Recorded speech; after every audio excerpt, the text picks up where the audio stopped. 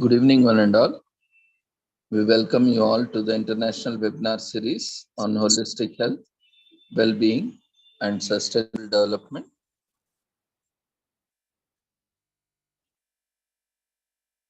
(2022-2023) commemorating Azadi Ka Amrit Mahotsav, nation celebrating 75 years of independence. United Nations Sustainable Development Goals 2015 to 2030 as part of awareness and campaigns, and India's G20 presidency, and also today World Nature Conservation Day and World Hepatitis Day, in collaboration with Sri Holistic Health Foundation India and Sri Research Institute, Center for Art, Sciences and Well-being. So before we start our sessions, let's take the blessings of Almighty.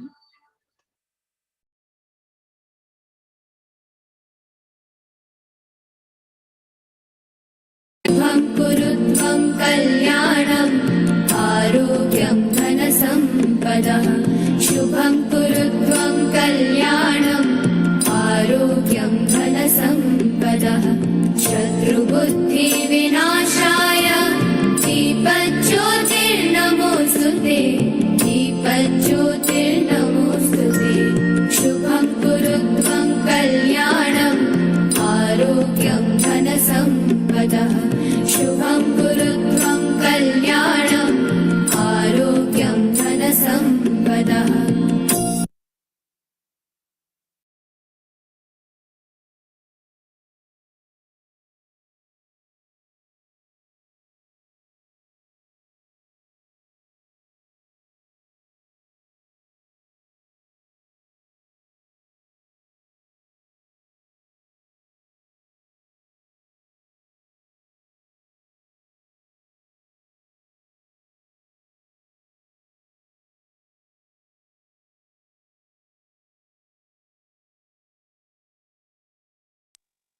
With the blessings of Almighty, we shall continue with today's sessions.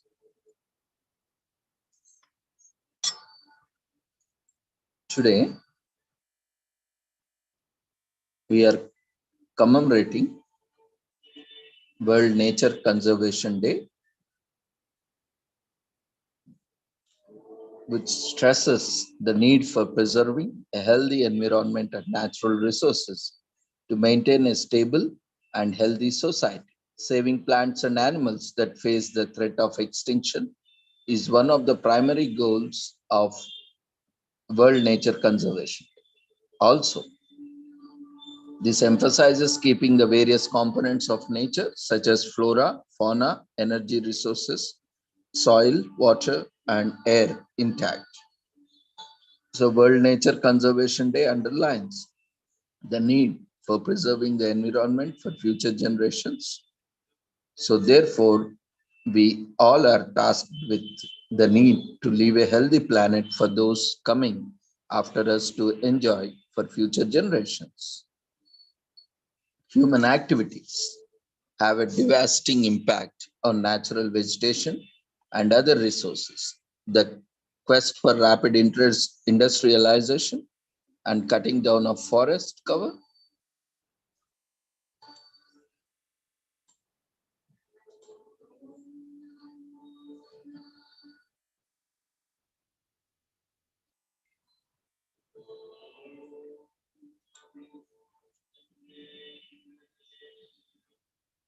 Human activities during the last century have had a devastating impact on natural vegetation and other resources. The quest for rapid industrialization and cutting down of forest cover to make space for ever-growing population has caused climate change and other environmental implications.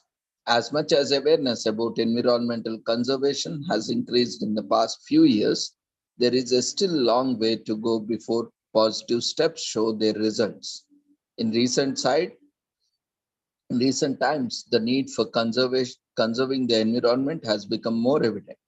The relentless human overexploitation of resources has led to the unusual weather patterns destruction of wildlife habitats, extinction of species, and loss of biodiversity. Sadly, this is a norm the world over. That's why organizations like International Union for Conservation of Nature are important.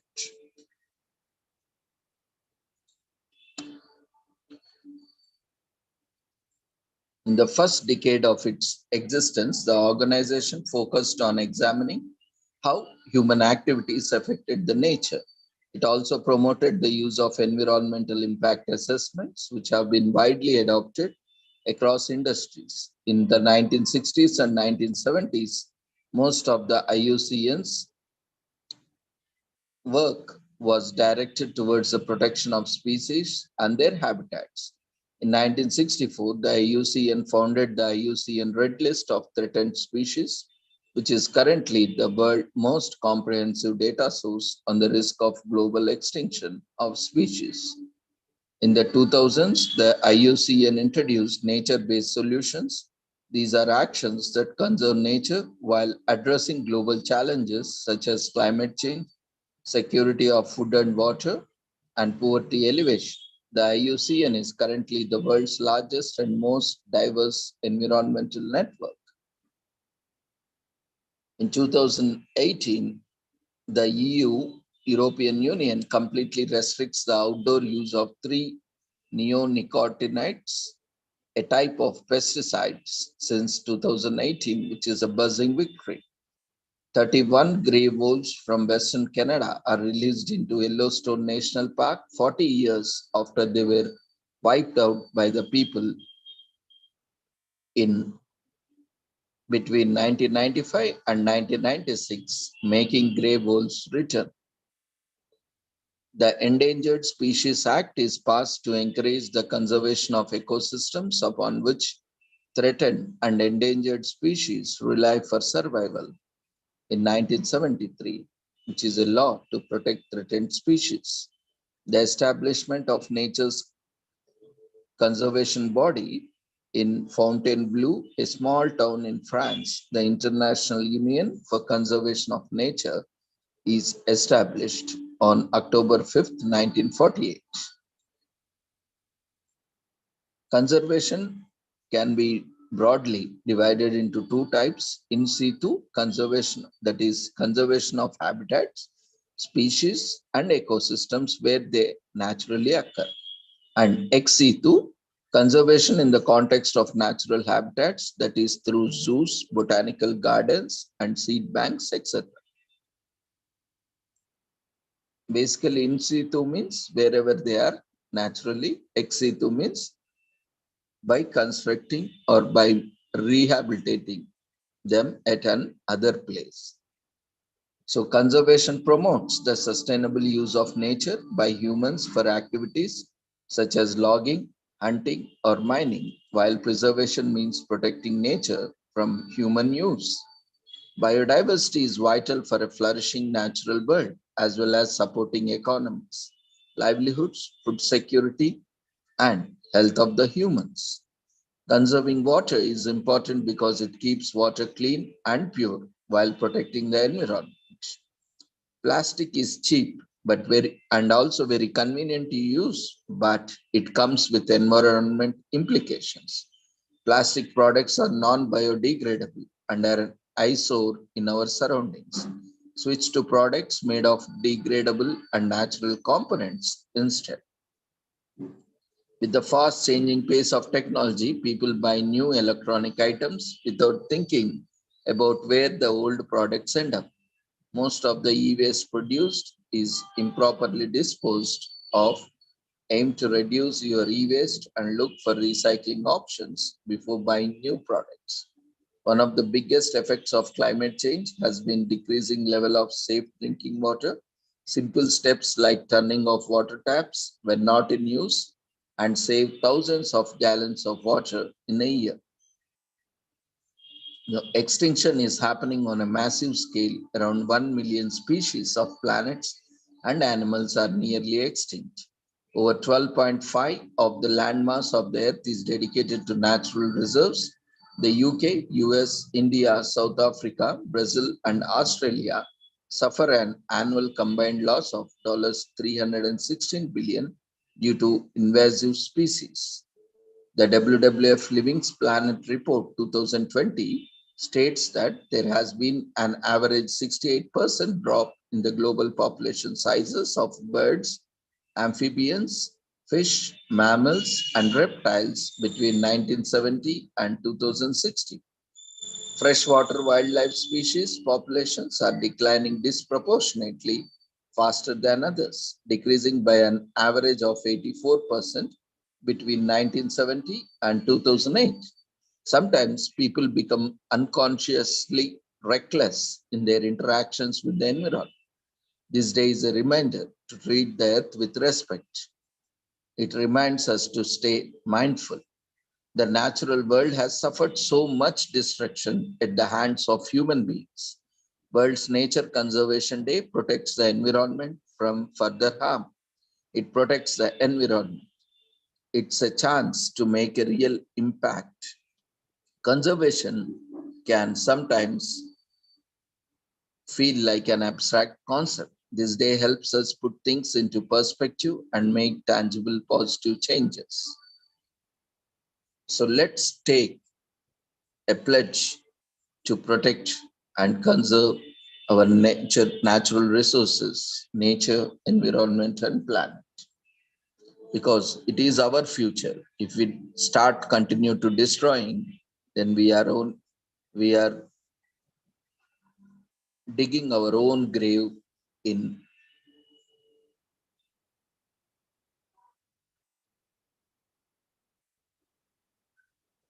We are digging our own grave in few decades, and human beings will become extinct.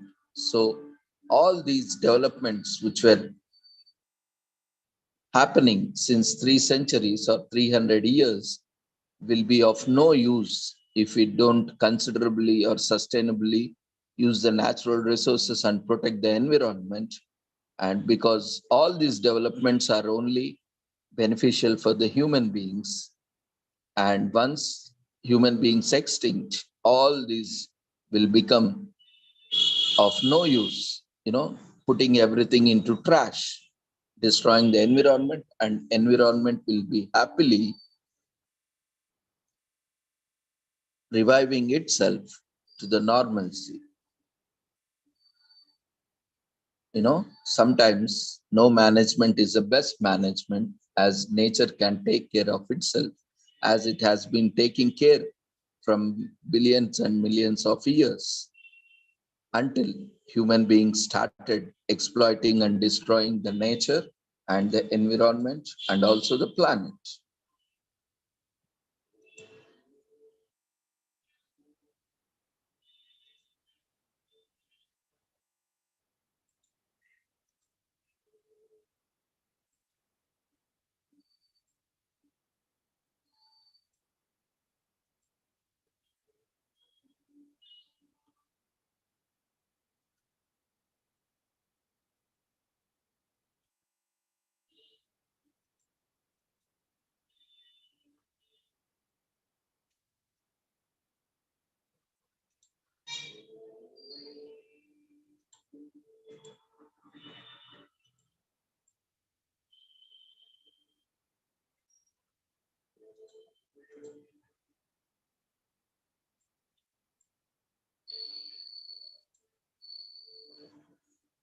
So today we are also commemorating World Hepatitis Day.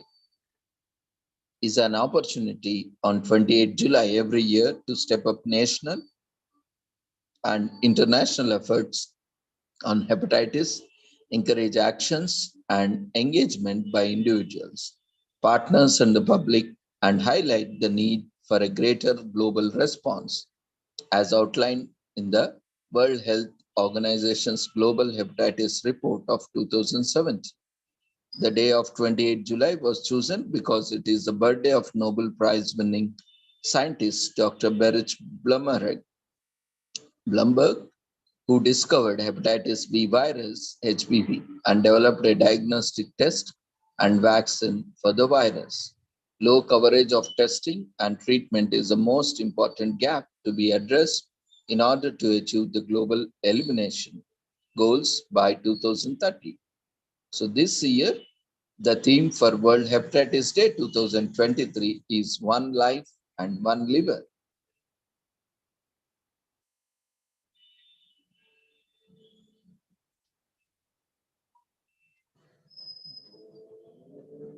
So we only got one life and we only got one liver. Hepatitis can devastate both. Our liver silently performs over 500 vital functions every single day to keep us alive. But viral hepatitis infection is also silent, with symptoms only appearing once the disease is advanced. Although there are many different types of hepatitis viruses, A to E, hepatitis B and C are the most concerning and cause nearly 8,000 new infections every day, which are mostly going undetected. The result? Over 1 million hepatitis related deaths every single year, and one new chronic infection every 10 seconds. And that's why liver health is fundamental to human health. So many hepatitis deaths could be prevented because there are several vaccines and effective treatments for hepatitis B and even cure for hepatitis C, and you can protect yourself and your loved ones. So speak to your local healthcare provider to find out how to protect yourself from hepatitis.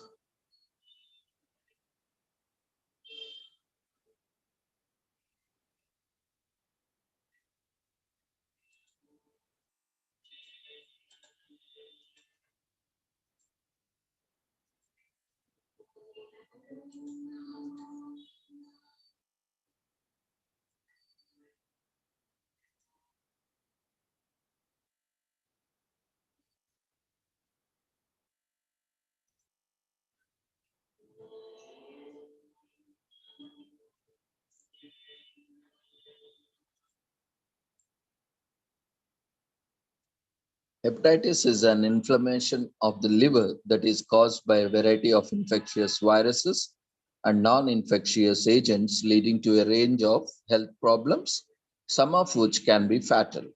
There are five main strains of hepatitis virus referred to as types A, B, C, D, and E. While they all cause liver disease, they differ in different important ways, including modes of transmission, severity of the illness, geographical distribution, and prevention methods. In particular, types B and C lead to chronic diseases in hundreds of millions of people and together are the most common cause of liver cirrhosis, liver cancer, and viral hepatitis related deaths. An estimated 354 million people worldwide live with hepatitis B or C for the most testing and treatment remain beyond reach. Some types of hepatitis are preventable through vaccination. A World Health Organization study found that an estimated 4.5 million premature deaths could be prevented in low and middle income countries by 2030 through vaccination, diagnostic tests, medicines, and education campaigns. World Health Organization's global hepatitis strategy, endorsed by all World Health Organization member states, aim to reduce new hepatitis infections by 90% and deaths by 65% between 2016 and 2030. So 354 million people globally live with a hepatitis B or C infection. Many people with hepatitis A, B, C, D, or E exhibit only mild symptoms or no symptoms at all. Each form of the virus, however, can cause more severe symptoms. Symptoms of hepatitis A, B, and C may include fever, malaise, loss of appetite, diarrhea, nausea, abdominal discomfort, dark colored urine, and jaundice, a yellowing of the skin and whites of the eyes. In some cases, The virus can also cause a chronic liver infection that can later develop into cirrhosis, a scarring of the liver, or liver cancer. These patients are at risk of death. Hepatitis D, in short known as HDV, is only found in people already infected with hepatitis B, in short known as HBV. However, the dual infection of HBV and HDV can cause a more serious infection and poorer health outcomes, including accelerated progression of cirrhosis. Development of chronic hepatitis D is, though rare. Hepatitis C, also known as HEV, begins with mild fever, reduced appetite, nausea, and vomiting, lasting for a few days. Some persons may also have abdominal pain, itching without skin lesions, skin rash, or joint pain. They may also exhibit jaundice with dark urine and pale stools and a slightly enlarged tender liver, hepatomegaly, or occasionally acute liver failure.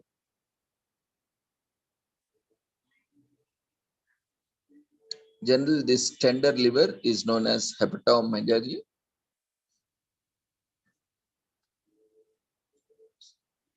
And there are various treatment options available. Safe and effective vaccinations are available to prevent hepatitis B virus. This vaccine also prevents the development of hepatitis D virus, HDV, and given at birth strongly reduces transmission risk from mother to child. Chronic hepatitis B infection can be treated with antiviral agents. Treatment can slow the progression of cirrhosis, reduce incidence of liver cancer, and improve long-term survival. Only a portion of the people with chronic hepatitis B infection will require treatment. A vaccine also exists to prevent the infections of hepatitis C, HEV, although it is not currently widely available. There are no specific treatments for HBV and HEV, and hospitalization is not usually required.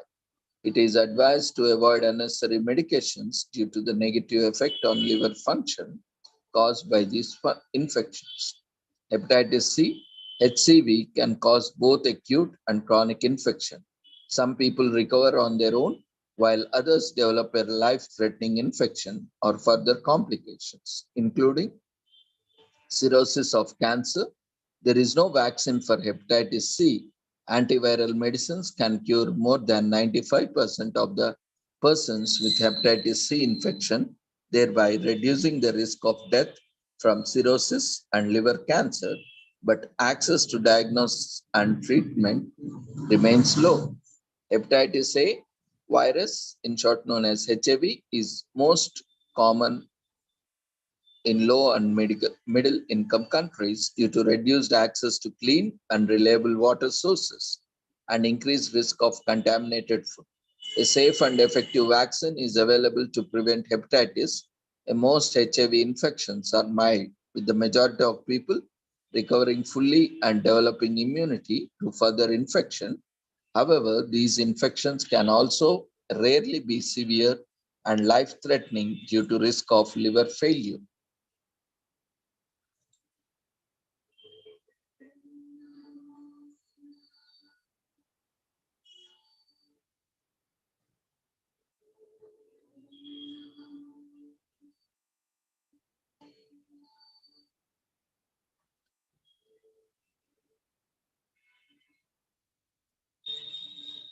So hepatitis C is an inflammation of the liver caused by hepatitis C virus, and the virus can cause both acute and chronic hepatitis, ranging in severity from a mild illness to a serious lifelong illness, including liver cirrhosis and cancer. The hepatitis C virus is a bloodborne virus, and most infection occur through exposure to blood from unsafe injection practices, unsafe healthcare, unscreened blood transfusions, injection drug use, and sexual practices that lead to the exposure of the blood. Globally, an estimated 58 million people have chronic hepatitis C virus infection, with about 1.5 million new infections occurring per year. And there are an estimated 3.2 million adolescents and children with chronic hepatitis C infection. World Health Organization estimated that in 2019, approximately 290,000 people died from hepatitis C, mostly from cirrhosis and hepatocellular carcinoma, primary liver cancer. Direct acting antiviral medicines can cure more than 95% of the persons with hepatitis C infection, but access to diagnosis and treatment is low. There is currently no effective vaccine against hepatitis C.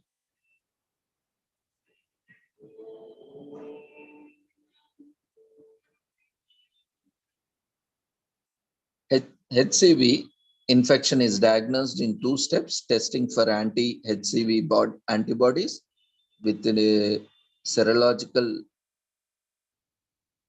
test identifies people who have been infected with the virus. If the test is positive for anti-HCV antibodies, a nucleic acid test for HCV ribonucleic acid RNA is needed to confirm chronic infection and the need for the treatment. This test is important because 30% of the people infected with HCV spontaneously clear the infection by a strong immune response without the need for the treatment. Although no longer infected, they will still test positive for anti-HCV antibodies. The nucleic acid for HCV RNA can either be done in a lab or using a simple point of care machine in the clinic. Innovative new tests such as HCV core antigen are in the diagnostic pipeline and will enable a one-step diagnosis of active hepatitis C infection in future.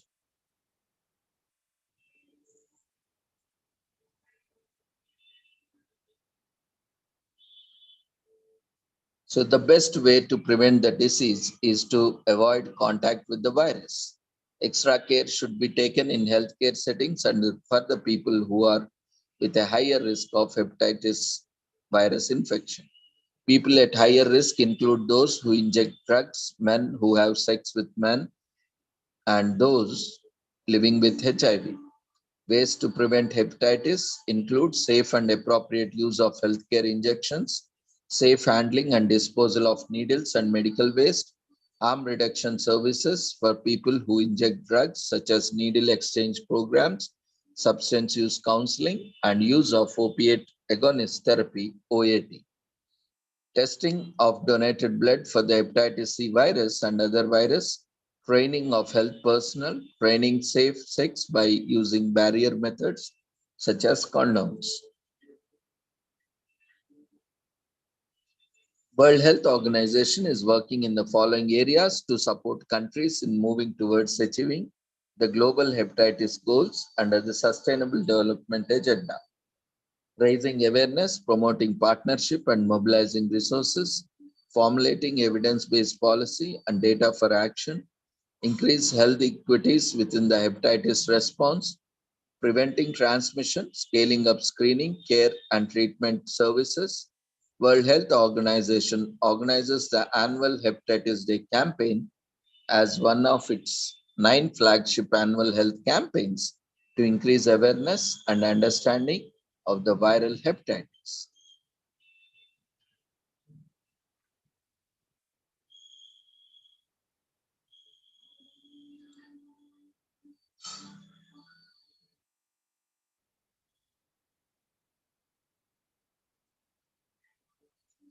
The number of children missing out on any vaccination, so-called zero-dose children, improved from 18.1 million in 2021 to 14.3 million in 2022, nearly back to pre-pandemic 2019-11 level with 12.9 million. Coverage of a third dose of vaccine protecting against diphtheria, tetanus, and pertussis DPT3 recovered 81% in 2021 to 84% in 2022. The proportion of children receiving a first dose of measles vaccine increased from 81% in 2021 to 83% in 2022, well below the 2019 level of 86%. Global coverage for the first dose of HPV in girls raised from 16% in 2021 to 21% in 2022. Coverage of yellow fever vaccine in the countries at risk of it is 48%, well below the 80% coverage that is recommended. So while immunization is one of the most successful public health interventions, coverage plateaued in the decade prior to COVID-19.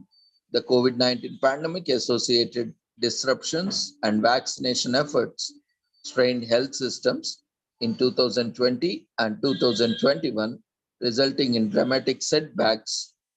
However, from a global perspective,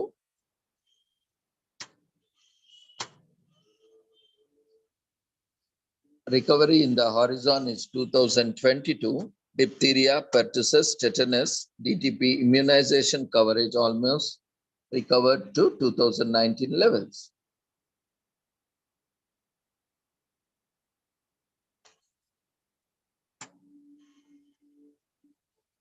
Hepatitis B is a viral infection that attacks the liver. Hepatitis B vaccine for infants has been introduced nationwide in 190 countries, member states by the end of 2022. Global coverage with 3 doses of hepatitis B vaccine is estimated at 84%. In addition, 113 member states, that is countries, introduced nationwide 1 dose of hepatitis B vaccine to the newborns within the first 24 hours of life.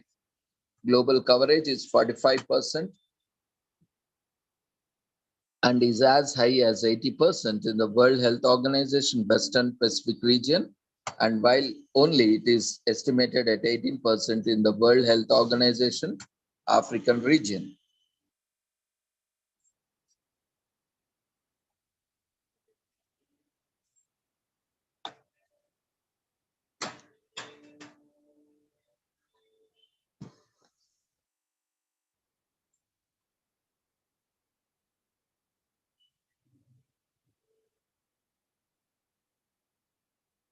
Almost 90% of the people who have contracted hepatitis don't realize they have infected. So the World Hepatitis Alliance has set a challenging goal to eliminate viral hepatitis as a public health threat by 2030. And with all our help, it is an achievable goal. So this day was established in 2000.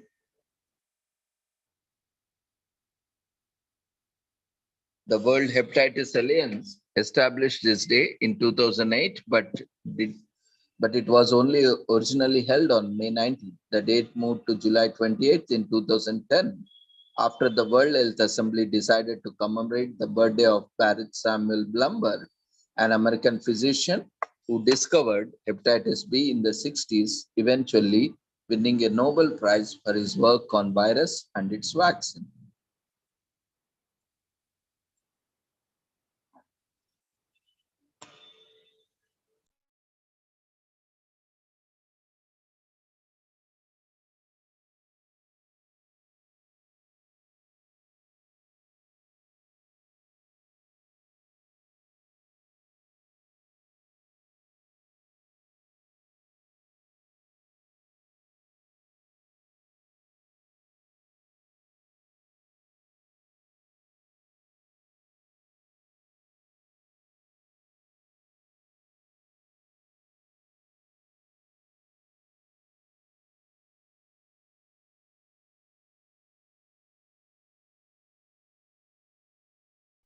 Today, we are also commemorating Peru's Independence Day.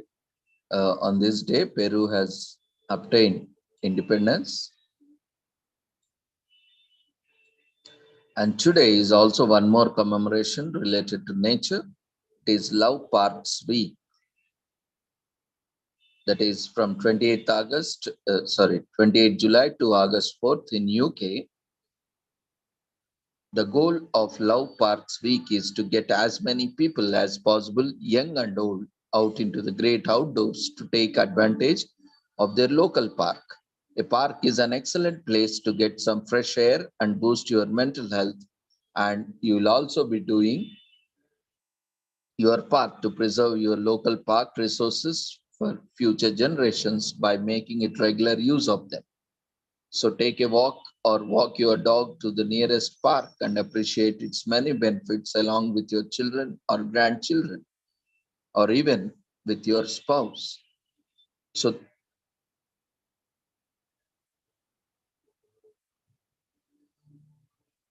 parks were built for family enjoyment, exercise, hunting, and fine arts, and the celebration of emperor's godlike status, among other purposes.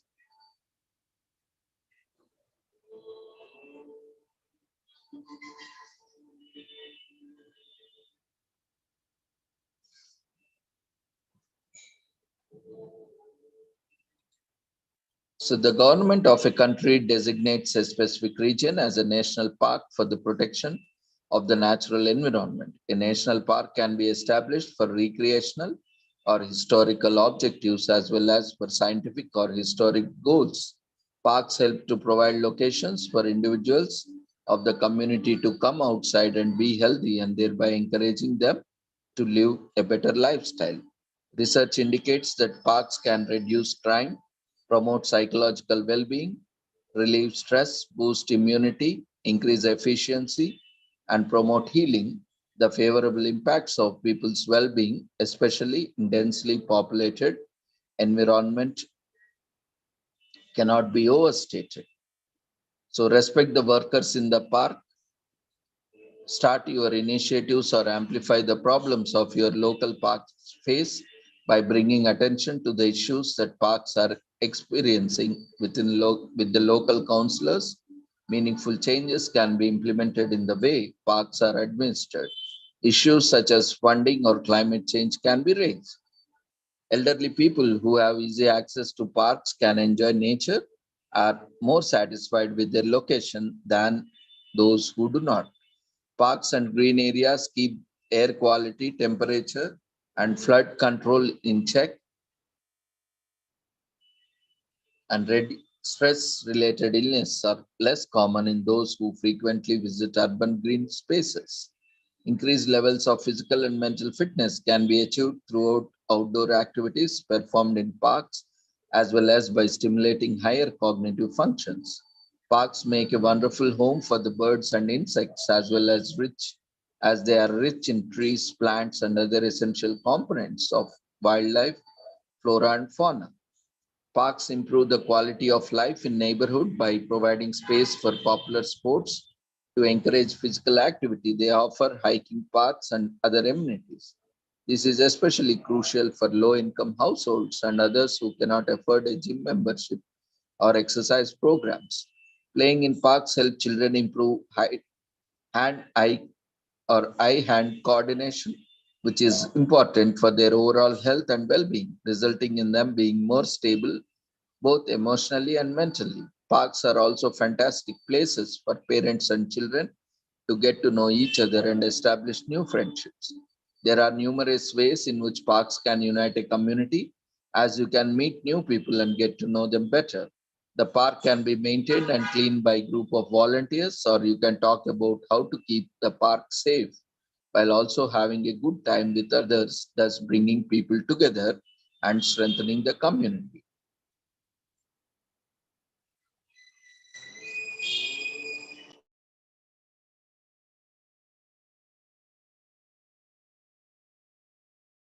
We will resume in a moment.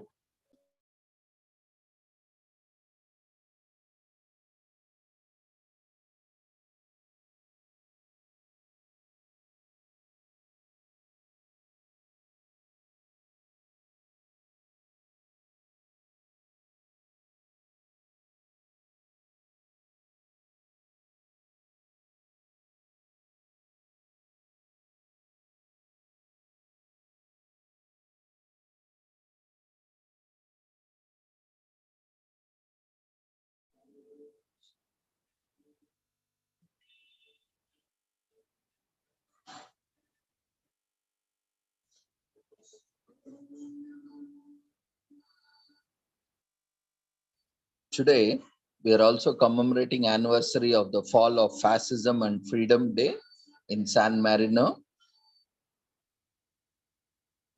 which is a small republic situated on the slopes of Mount Titano on the Adriatic side of central Italy between the Marche and Emilia Romagna regions and surrounded by the Republic of Italy. So it commemorates the end of the rule of fascist party in San Mario on this day in 1943. During World War II, San Mario adopted a fascist type of government. Today is also commemorated as Darwin Show Day in Australia to showcase of special talents, foods, animal shows, music culture, along with other entertainment and competitions, which has been going more than 70 years. It is organized and run by Royal Agricultural Society and hosted by the Darwin Showground and Exhibition Centre in Venile, Australia, the capital of Northern Territory. So, generally, this celebration goes on for 3 days from Thursday to Saturday, but it is Friday that is highlight, that is today. So Darwin Show Day pulls up to 50,000 visitors per year. Most of the people come from the region, but there is also some global presence. The people gather in the spirit of agriculture and they enjoy all the goodness that comes with life because agriculture is life. The first occurrence of this was in 1951, organized by the Maranga and District Progress Association. It gained immediate popularity and has since become a yearly affair. The sophomore celebration was hosted at the Darwin Showgrounds and Exhibition Center, Vinili, which incidentally has become the permanent ground for the show. The celebration consists of several exhibitions and entertainment, which includes features like art, fireworks, crafts, cooking, culture, skills and talents, music, horticulture, and many more. More than 200 stalls are usually open during the celebrations with a wide variety of memorable offers. So this show usually runs from Thursday to Saturday, but it is anchored around Friday. It is on Friday that the parade ground happens, which is central event of the show. Local communities in the region make up the majority of the people in attendance, but the celebration is open to everyone around the globe who would like to visit. So farming is very fun and productive, and it is a day to make farming resolutions. Join the exhibition with your family and have some fun. It is always a memorable event. And display your art and crafts. Put up an exhibition of your own skills and talents. Entertain the audience with your craft. The Darwin Show is primarily known as Royal Darwin Show. Some of the highlights include classic cars, talent shows, animal competitions. Her Majesty Queen Elizabeth II was presented with a bouquet during the opening ceremony in 1963. More than 2,000 come out everywhere to celebrate this Darwin Show. As agriculture is an essential part of the life, we love it, and when it is a theme of a wonderful celebration promoting agriculture. And there's a wide range of fun activities for you. These include music concerts, art shows, display of classic cars, and many more. And there is a variety of cooking taking place during the show and various food competitions.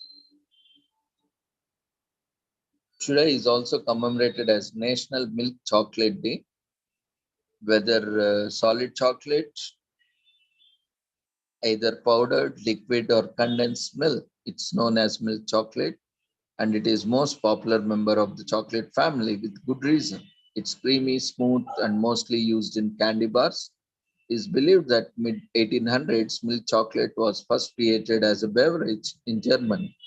The first milk chocolate in the form of a bar that we all recognize today was created by Swiss chocolatier Daniel Peter while collaborating with Henry Nestle, the founder of his Nestle Chocolate Company. So, if you are a true chocoholic, get ready to celebrate all things milk chocolate.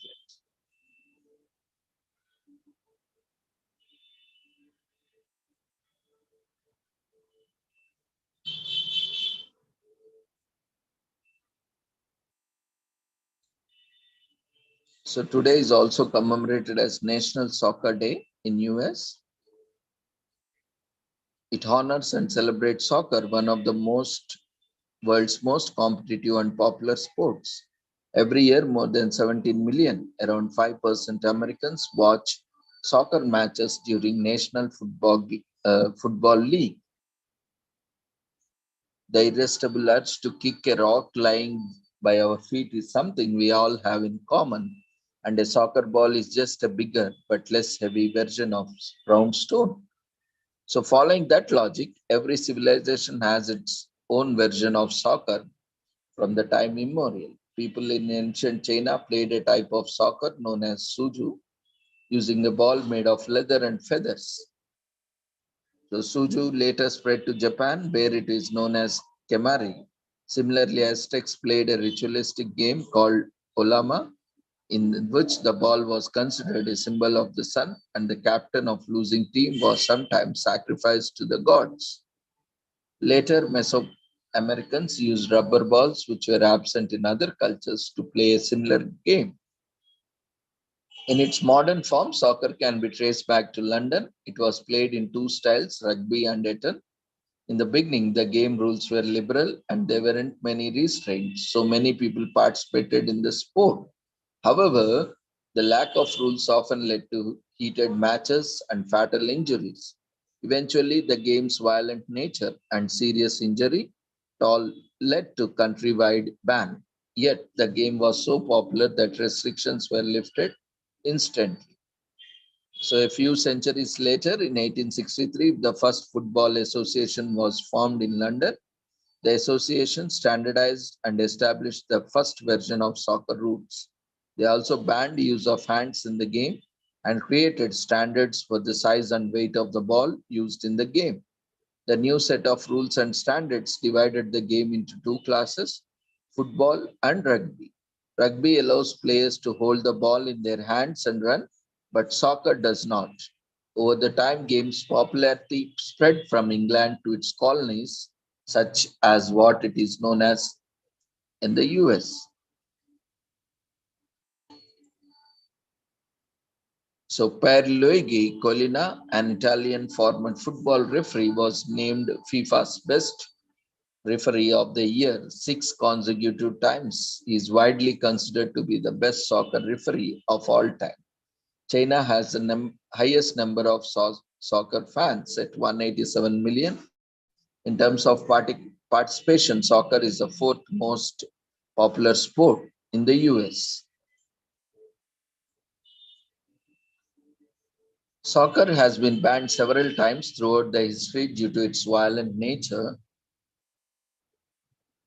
being popularly known as banned game. Andrew Watson was the first black British soccer player. He played in Scottish club known as Queen's Park in 1880s. China hosted the first World Cup for women in 1991. As a country with world's largest population, China has the highest number of soccer fans worldwide. FIFA started using references in match referees in matches from 1881 onwards. So it is popular sport in the world. It is played by over 250 million people for more than 200 countries. Soccer requires quick movements and concentration. It is a game that forces player to be on the move, exercising the whole body, and it is good for fitness.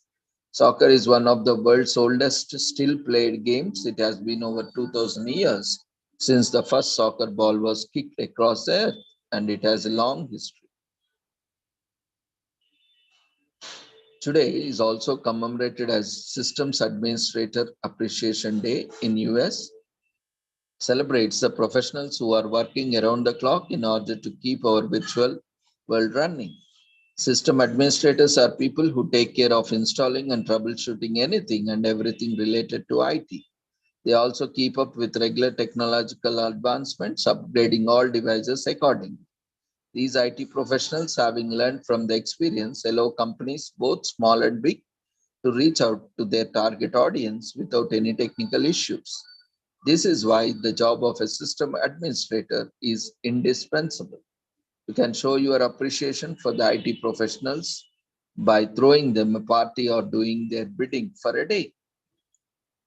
The first System Administrator Appreciation Day was held by Ted Kektos in 2000. Kektos, being a system administrator himself, had a slew of Helvet Packet printers installed into his office. Kektos had watched an HP advertisement about these printers, with the system administrator in the ad being showered with appreciation, flowers, and gifts by the rest of the office workers. Knowing the hard work and dedication that goes into his job as a system administrator, Kekatos decided to create a special day on which system administrators all over the country and the world can enjoy a day of being recognized. He declared the last Friday of July as System Administrator Appreciation Day, and he has also been recorded saying that the day does not have to be filled with grand celebrations. A simple party with cake and ice cream would also suffice. So, a system administrator, shortened to sysadmin, is a professional who keeps an eye on the operating systems of computers, servers, and other technological devices. A system admin takes care of ensuring that everything is running smoothly in terms of performance, security, and resources while staying within a budget limit. In addition, sysadmin will also make sure the client's users can use the devices without any problems related to upgrading. Sysadmins must at all the times also be aware of the ins and outs of a device. One of the most aspects of their job relates to problem solving. This job tends to require long hours of troubleshooting system malfunctions, many of which are often very complicated. During such times, it is up to the system admin to keep their cool while under time constraints and stress. Many companies looking to hire system administrators require people who have a bachelor's or master's degree in areas like electrical engineering, computer engineering, IT, and computer science and related.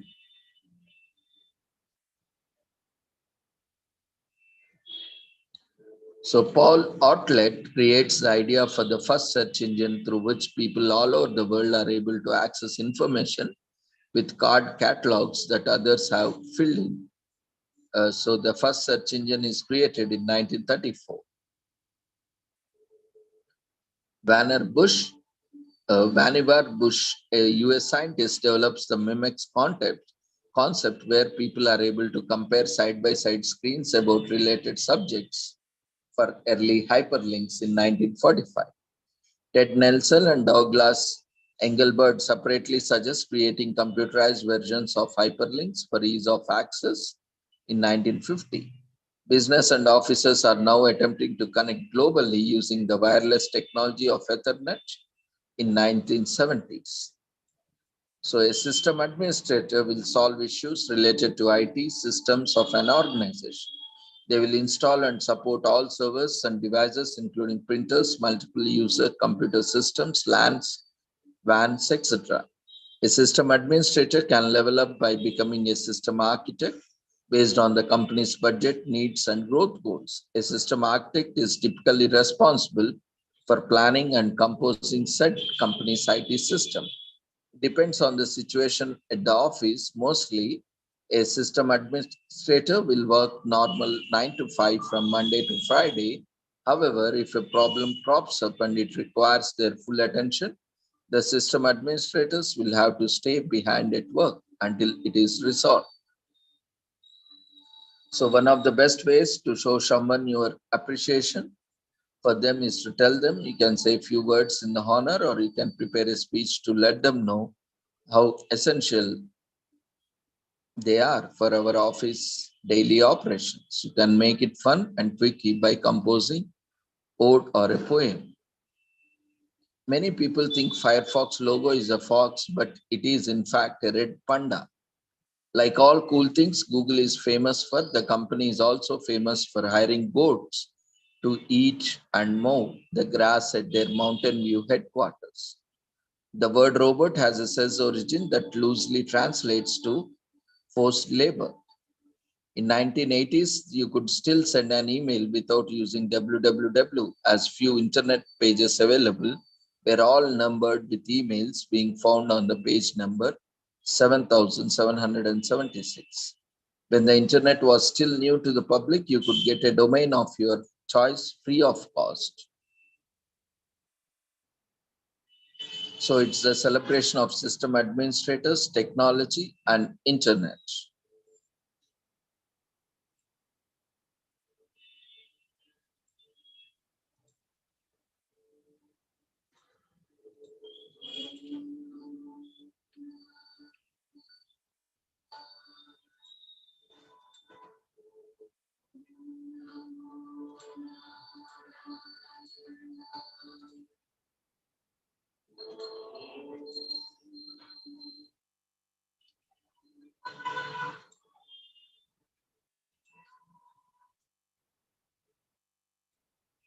So thank you for attending today's webinar series.